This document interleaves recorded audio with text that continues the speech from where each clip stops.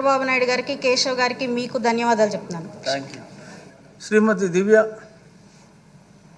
అదే బాటలో. నేను హాఫ్ మినిట్. ధన్యవాదాలు అధ్యక్ష.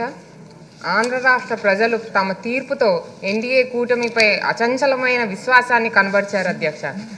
దానికి తగినట్లుగానే మన ప్రియతమ ముఖ్యమంత్రి శ్రీ నారా చంద్రబాబు నాయుడు గారు, మన next generation visionary leader Shri Nara Lokesh గారి ఆధ్వర్యంలో మన ఆర్థిక మంత్రి గారు తన మొదటి బడ్జెట్ను అసెంబ్లీలో ప్రవేశపెట్టారు అధ్యక్ష. అన్ని వర్గాలకు, అన్ని రంగాలకు ఈ బడ్జెట్లో సముచిత స్థానం కల్పించారు అధ్యక్ష. గత పాలకుల అవినీతి వల్ల, చేతకానితనం వల్ల అన్ని రంగాలలో మన రాష్ట్రం వెనుకబడిపోయింది అధ్యక్ష. ఈ బడ్జెట్ ఆ లోటుపాట్లను సరిచేసుకొని బ్రాండ్ ఏపీని మళ్ళీ రివైవ్ చేసి స్వర్ణాంధ్రప్రదేశ్గా తీర్చిదిద్దడానికి సంక్షేమ అభివృద్ధి పథకాలు చేపట్టారు అధ్యక్ష.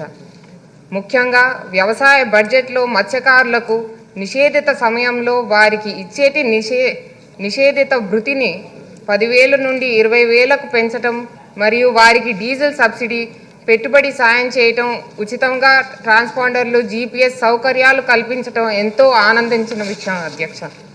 ఎందుకంటే మత్స్యకారులు మన తీర ప్రాంతానికి కాపాడే సైనికులు అధ్యక్ష.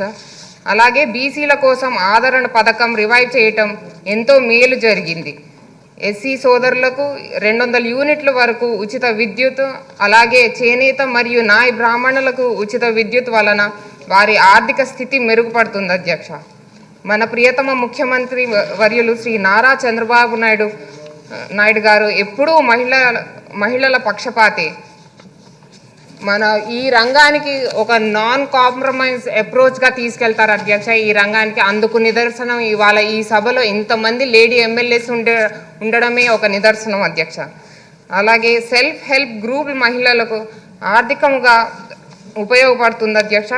ఐసిడిఎస్ పథకం ద్వారా పోషక ఆహారం అందించడం, అంగన్వాడీ వర్కర్లకు జాబ్ గ్యారంటీ, పెన్షన్ గ్రాట్యుటీ మరియు జీతాలు పెంచడం ద్వారా మన ముఖ్యమంత్రి వర్యులు శ్రీ నారా చంద్రబాబు నాయుడు గారు వారి యొక్క ఎలక్షన్ ప్రామిసెస్ నిలబెట్టుకోవడం జరిగింది అధ్యక్ష.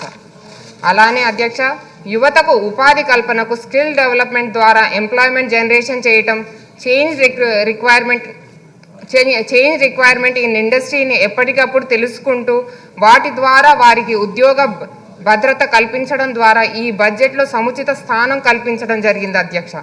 మన యువ నాయకులు మరియు మంత్రివర్యులు శ్రీ నారా లోకేష్ గారు దావోస్ పర్యటనలో 5 లక్షల కోట్ల పెట్టుబడులు తీసుకువచ్చి రాష్ట్రానికి ఎంప్లాయ్మెంట్ జనరేషన్ కల్పించటాన్ని నేను మీ ద్వారా ఈ సభకు తెలియజేస్తున్నాను అధ్యక్ష. అతి తక్కువ కాలంలో మన ఎన్డీఏ ప్రభుత్వం ఇచ్చిన హామీలన్నీ చాలా మటుకు అమలు చేస్తున్నాము. పెన్షన్లు, అన్నా క్యాంటీన్లు, అర్చకులకు, ఇమాంలకు పెరిగిన పెన్షన్లు ఇవ్వటం వచ్చిన 6 నెలల్లోనే చేసి చూపించడం జరిగింది అధ్యక్ష. ఈ కార్యక్రమాలు చేయటం ద్వారా మన ప్రియతమ ముఖ్యమంత్రి శ్రీ నారా చంద్రబాబు నాయుడు గారు నూతన శకానికి నాంది పలికారు అధ్యక్ష. ఇదే స్ఫూర్తితో వారి నాయకత్వంలో ముందుకు వెళ్తాము. అలాగే శ్రీ నారా లోకేష్ గారి ఆధ్వర్యంలో స్వర్ణాంధ్రప్రదేశ్ సాధించుకుంటాం అధ్యక్ష.